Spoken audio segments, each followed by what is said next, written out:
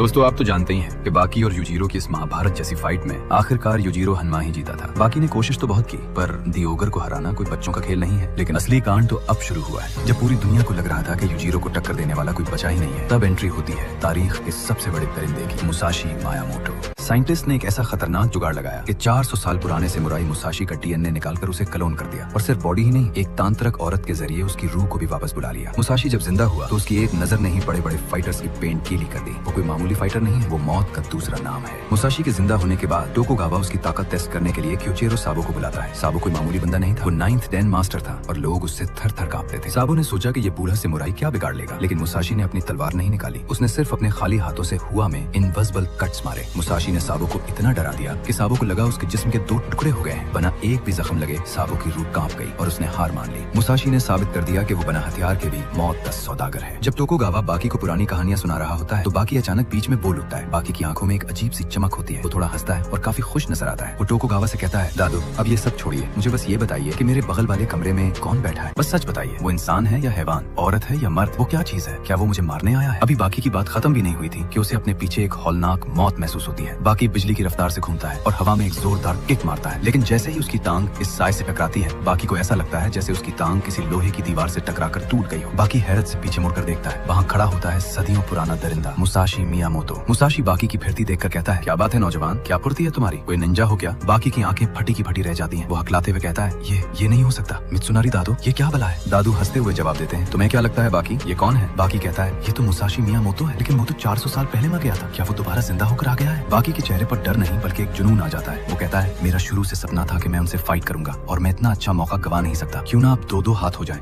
दोनों बाहर खुले मैदान में आ जाते हैं। बाकी को अपनी रफ्तार पर नाज था, लेकिन जैसे ही मुकाबला शुरू होता है, मुसाशी अपनी ख्याली तलवार से हवा में एक वार करता है। बाकी को एक पल के लिए लगता है कि उसका जिस्म 2 टुकड़े हो चुका है। बाकी वहीं ढेर हो जाता है और उसे समझ आता है कि तारीख का सबसे बड़ा सामुराई उसकी सोच से भी 1000 गुना ज्यादा खतरनाक है। बाकी हैरानी से कहता है, कैसी दुनिया है ये और कैसी अजीब शक्ति इस इंसान में मौजूद है। खैर जो भी हो, मैं लड़ने के लिए तैयार हूँ। मुसाशी अपनी भारी आवाज में पूछता है, कौन है ये नौजवान, मैं भी देखना चाहता हूँ कि इसमें कितना दम है। शायद अरीमा और अकीरा जैसे लेजेंड्स भी इसके सामने टक पाते, पर फिलहाल के लिए ये लड़का चलेगा। बाकी बिजली की रफ्तार से एक किक मारता है, लेकिन मुसाशी कमाल की फिरती से बाकी की टांग हुआ में ही पकड़ लेता है। वो बाकी को एक टांग से पकड़कर हुआ में उठा लेता है। बाकी हुआ में तलमलाते हुए दोबारा वार करने की कोशिश करता है तो मुसाशी तंज करते हुए कहता है, बड़ी अजीब हरकत कर रहे हो, लड़ाई के बीच तुम एक पैर पर कैसे आ सकते हो, क्या तुम्हें नहीं मालूम कि ये तुम्हारे लिए कितना खतरनाक हो सकता है। मुसाशी बाकी की टांग को जोर से दबाता है और कहता है, तुम जो चाहे करो, भले ही तुम मेरे सामने बच्चे हो, पर याद रखना ये एक जंग है। मुसाशी बाकी को पूरी ताकत से जमीन पर पटक देता है। बाकी वहीं ढेर होकर बेहोश हो जाता है। जब बाकी को होश आता है तो उसे वही मंजर बार बार याद आ रहा होता है। वो गुस्से और जोश में दरवाजा खोलकर बाहर आता है और कहता है, वाकई ये सच में मुसाशी मायामोटो ही है। मुसाशी अपनी ट्रेनिंग शुरू करने वाला होता है। वो बांस के एक डंडे को दोनों हाथों से पकड़कर इतनी जोर से जमीन पर मारता है कि उसके पर खचे उड़ जाते हैं। वो बांस रेशों की तरह बिखर जाता है। मुसाशी वो बांस बाकी के आगे करके कहता है, क्या तुम इसे तोड़ना चाहोगे। बाकी पहले तो सोच में पड़ जाता है, लेकिन फिर एक ही किक में उस बांस को रेजा रेजा कर देता है। मुसाशी खुश होकर कहता है, शाबाश नौजवान, बहुत खूब। बाकी मुस्कुराकर जवाब देता है, मैं आपको कई बार मार सकता था, पर मैंने अपनी पूरी ताकत इस्तेमाल नहीं की। बाकी अपना सबसे तेज हथियार निकालता है, यानी उसका पंच। वो कहता है, मेरी रफ्तार अब रोशनी से भी तेज है, देखना चाहते हो। ये तकनीक बाकी को उसके पिता यूजीरो हानमा ने सिखाई थी, वही यूजीरो जिसे दुनिया दी ओगर के नाम से जानती है। बाकी इसी तकनीक का इस्तेमाल करके मुसाशी के चेहरे पर एक ऐसा जोरदार पंच मारता है कि मुसाशी की आंखें खुली की खुली रह जाती हैं और वो सीधा घुटनों के बल गिर जाता है। टोकुगावा खुशी से चलाता है, गया मुसाशी गया काम से। बाकी कहता है, पिछले 10 सेकंड में मैंने 3 बार तो मार ही दिया। मुसाशी उठता है और मुस्कुराते हुए कहता है, बात तो सही है नौजवान, तुम्हारे इस वार से मैं बिल्कुल हिल गया था, तुम्हारे कूदने से पहले ही मुझे मौत का एहसास हो गया था। बाकी हैरत से पूछता है, क्या आप जानते थे मैं मारूंगा। मुसाशी कहता है, और नहीं तो क्या, तुम्हारी एनर्जी ही इतनी तेज है, लेकिन असली योद्धा वही है जो दुश्मन के वार को अपने ऊपर महसूस करे। बाकी को एहसास होता है कि मुसाशी ने जानबूझकर वो वार सहा ताकि वो ओगर के बेटे की ताकत को जान सके। मुसाशी अपना परिचय देता है, मेरा नाम मुसाशी मियामोटो, और अब मैं तुम्हें हल्के में नहीं लूंगा। दोनों आगे बढ़ते हैं, लेकिन मुसाशी की चाल इतनी तेज होती है कि वो एक ही पल में बाकी का कंधा ख्याली तलवार से काट देता है। बाकी दूसरा मक्का मारने की कोशिश करता है, लेकिन मुसाशी की फुर्ती दिमाग घुमा देने वाली थी। जैसे ही बाकी ने अपना पंच मारा, मुसाशी ने हवा में ही उसके हाथ को स्टेप बनाया और एक बिजली की रफ्तार से उसके ऊपर से कूदकर सीधा छत पर जा खड़ा हुआ। मुसाशी कहता है, उम्मीद से बेहतर हो तुम, अब मैं कहीं और जाकर खेलूंगा। मुसाशी नंगे पांव टोक्यो की सड़कों पर निकल आता है और ऊंची इमारतों को देखकर हैरानी से कहता है, ये कैसा तिलिस्म है, मुझे सावधान रहना होगा। मेरी जंग उन पत्थरों से नहीं बल्कि इंसानों से होगी। रास्ते में 2 पुलिस वाले उसे रोक लेते हैं। सर, आपके जूते कहाँ हैं, अपनी आइडेंटिटी दिखाइए। मुसाशी सिर्फ मुस्कुराकर कहता है, आइडेंटिटी, वो क्या होती है। ऑफिसर जैसे ही हाथ लगाता है, मुसाशी एक पल में साइड होकर दोनों को वहीं ढेर कर देता है। अगली सुबह पूरे जापान में दहशत फैल जाती है। टीवी पर न्यूज चलती है कि एक नंगे पांव शख्स ने 2 पुलिस वालों को मौत की नींद सुला दिया। टोक्यो के लेजेंडरी फाइटर्स ये देखकर आपस में बहस करने लगते हैं। उनकी आंखों में अब सिर्फ एक ही अभिलाषा है, मुसाशी से मौत की जंग। पूरे टोक्यो में अब एक खौफनाक सन्नाटा है। एक एक करके जापान के सारे लेजेंडरी फाइटर्स तोकुगावा के पास जमा होने लगते हैं। हर योद्धा के चेहरे पर एक ही सवाल था, कहाँ है वो नंगे पांव वाला शख्स? हमें उससे जंग करनी है। तोकुगावा पसीने में शराबर है। उसे समझ नहीं आ रहा कि इन भूखे दरिंदों को कैसे रोके। तोकुगावा के पुराने कमरे में खौफ का माहौल था। किराटे का सम्राट डोपो और रोची मुसाशी के सामने खड़ा था। वो कहता है, मुसाशी, मैं देखना चाहता हूँ कि तुम्हारा सदियों पुराना लोहा आज के किराटे का सामना कैसे करता है। मुसाशी ने जवाब दिया, क्यों न खाने से पहले थोड़ा खेल लिया जाए। डोपो ने हमला किया, लेकिन मुसाशी ने हवा में ही अपने खाली हाथों से ऐसा प्रहार किया कि डोपो के जिस्म पर गहरे निशान आ गए। डोपो ने कहा, ये असली तलवार नहीं है। लेकिन तभी मुसाशी ने असली तलवार ली और उसे डोपो की नाक और माथे के दरमियान रखकर इतने जोर से दबाया कि डोपो की रूह कांप गई। उसने हवा में ही डोपो को नीचे गिरा दिया। डोपो की हैरत और हार की खबर पूरे टोक्यो में आग की तरह फैल गई। लेकिन अब बारी थी कायो रित्सो की। वो चाइनीज मार्शल आर्ट्स का वो बादशाह जिसने 4000 साल पुरानी तकनीक को अपने खून में बसाया हुआ था। रित्सो ने अपनी पूरी जान लगा दी, लेकिन मुसाशी के लिए ये सब एक बच्चे का खेल था। मुसाशी ने रित्सो को इतनी बुरी तरह पीटा और जलील किया कि देखने वालों की रूह कांप गई। सारी अवाम के सामने मुसाशी ने रित्सो को एक जानवर की तरह बांधकर मैदान के बीच में बिठा दिया। वो रित्सो जो कभी किसी के आगे नहीं झुका था, आज पूरी दुनिया के सामने बेबस और जलील हो चुका था। असली खेल तब शुरू होता है जब यह खबर द ओगर युजिरो हानमा तक पहुंचती है। एक ऐसा शख्स जिसने मौत को हमेशा से एक मजाक समझा है, उसके लिए जंग सिर्फ एक खेल है और दुश्मन सिर्फ एक खिलौना, और जिसकी शक्ति के आगे पूरी दुनिया बेबस है। तो वो गुस्से से नहीं बल्कि एक अजीब वहशियाना खुशी से मुस्कुराता है। उसे वो हरीफ मिल गया था जिसका उसे सदियों से इंतजार था। लेकिन युजिरो के मुसाशी तक पहुंचने से पहले एक अजीब शख्स उसका रास्ता रोक लेता है। ये टोक्यो का मास्टर मोटोबे ईजो था, जिसके लंबे बाल और पुरस्कार शख्सियत सबको उलझन में डाल देती है। युजिरो गुरूर से कहता है, मैं सामुराई से मिलना चाहता हूँ, मैं देखना चाहता हूँ कि इसकी तलवार में कितना दम है। लेकिन मोटोबे उसे एक ऐसी बात कह देता है जो युजिरो ने जिंदगी में कभी नहीं सुनी थी। मोटोबे कहता है, युजिरो, तुम मुसाशी से मत मिलो क्योंकि वो तुम्हारे बस की बात नहीं है। उस दौर में मुसाशी की तलवार से तुम्हारी रक्षा करना मेरी जिम्मेदारी है। ये सुनते ही युजिरो का गुस्सा आसमान को छूने लगता है। उधारता है, तुम्हारी हिम्मत कैसे हुई ये कहने की? क्या तुम मेरी हिफाजत करोगे? युजिरो गुस्से में पागल होकर मोटोबे पर हमला करने के लिए आगे बढ़ता है। लेकिन जैसे ही वो वॉर करने लगता है, एक जोरदार धमाका होता है। मोटोबे एक स्मोक बम मारता है और पूरे कमरे में धुआं फैल जाता है। युजिरो अपनी पूरी ताकत से उसे ढूंढने की कोशिश करता है। वो इधर उधर देखता है कि ये बुज़दिल किधर गया, लेकिन जब धुआं छटता है तो मोटोबे गायब हो चुका था। दुनिया का ताकतवर तरीन इंसान हैरान रह गया कि एक मामूली इंसान उसकी आंखों के सामने से कैसे ओझल हो गया। युजिरो समझ गया था कि अब जंग सिर्फ ताकत की नहीं बल्कि छुपी हुई तकनीकों और हथियारों की होने वाली है। युजिरो हानमा बना किसी आहट के तोकुगावा के कमरे के दरवाजे पर खड़ा हो जाता है। कमरे के अंदर बैठे मुसाशी की आंखें चमकती। वो तोकुगावा से पूछता है, क्या आपने किसी और को भी बुलाया है? मुझे दरवाजे के पीछे एक ऐसी धड़कन महसूस हो रही है जो किसी इंसान की नहीं हो सकती। युजिरो दरवाजा खोलता है और तोकुगावा हैरान रह जाता है। युजिरो और मुसाशी आमने सामने बैठकर चैंपियन पीने लगते हैं। मुसाशी युजिरो को गौर से देखता है और कहता है, तुम्हारे अंदर मुझे सोने का एक बहुत बड़ा पहाड़ दिख रहा है। युजिरो मुस्कुराता है और जवाब देता है, भले ही मेरे आसपास सोने के पहाड़ हो, लेकिन मेरे सामने सिर्फ तुम बैठे हो, दुनिया का सबसे महान तलवारबाज। लेकिन फिर युजिरो एक ऐसी बात कहता है जो मुसाशी को चुभती है। वो कहता है, तुम्हारी शुद्धता कम है। मुसाशी चीख कर कहता है, मैंने सबको काटा, मेरा नाम पूरे जापान में फैल गया, हर मर्द और हर खूबसूरत औरत सिर्फ मेरा ही जिक्र करती थी। मुसाशी गुस्से में अपनी ख्याली तलवार से युजिरो पर वार करता है। वो अपनी तलवार से युजिरो का जिस्म काटने की कोशिश करता है। मुसाशी हैरान रह जाता है, लेकिन युजिरो का जिस्म मानो लोहे का बना। मुसाशी कहता है, क्या बात है, तुम्हारा शरीर हड्डी और मांस का नहीं लग रहा? ऐसा लगा मैंने किसी फौलादी ढाल पर हमला किया। इस तिरछे वार से मैंने न जाने कितनों के टुकड़े किए, पर आज पहली बार मैं किसी का कांधा नहीं काट पाया। उसे ये नहीं पता कि उसके सामने दुनिया का ताकतवर तरीन आदमी बैठा है जो इसे अभी कच्चा चबा जाए। युजिरो हंसता है और कहता है, ये तो बड़े शर्म की बात है, तलवार निकाली नहीं और काटने की बातें कर रहे हो। ये तलवारबाजी कम और हवाबाजी ज्यादा है। अगले ही पुल युजिरो अपनी एक उंगली से बोतल तोड़कर मुसाशी के मुंह पर मारता है। मुसाशी के मुंह से खून निकलने लगता है। युजिरो तोकुगावा से कहता है, दादो, इसे एक असली तलवार दो, इसका चलाने का बहुत मन है। आज तुम्हारी हेकड़ी निकालूंगा, जरा हम भी तो देखें कि तुम कितने बड़े सूरमा हो। जंग शुरू होती है खुले मैदान में, दोनों आमने सामने हैं। मुसाशी अपनी तलवार निकालता है और बिजली की रफ्तारी से युजिरो पर वार करता है। लेकिन यहाँ युजिरो वो करता है जो कोई सोच भी नहीं सकता। वो मुसाशी की नंगी तलवार को अपनी मुट्ठी में पकड़ लेता है। युजिरो उसकी आंखों में देखकर कहता है, ये ड्रामाबाजी बंद करो। और अगले ही पुल युजिरो एक जोरदार थप्पड़ मुसाशी के मुंह पर मारता है। मुसाशी काफी दूर जा गिरता है। दोनों पीछे हटते हैं, लेकिन मुसाशी की रूह कांप जाती है। वो सोचता है, मैंने आज तक ऐसा तगड़ा वार नहीं झीला। आज के महान योद्धाओं ने सच कहा था, बना तलवार के इंसान जिस हालत में पहुंचता है वही सच है।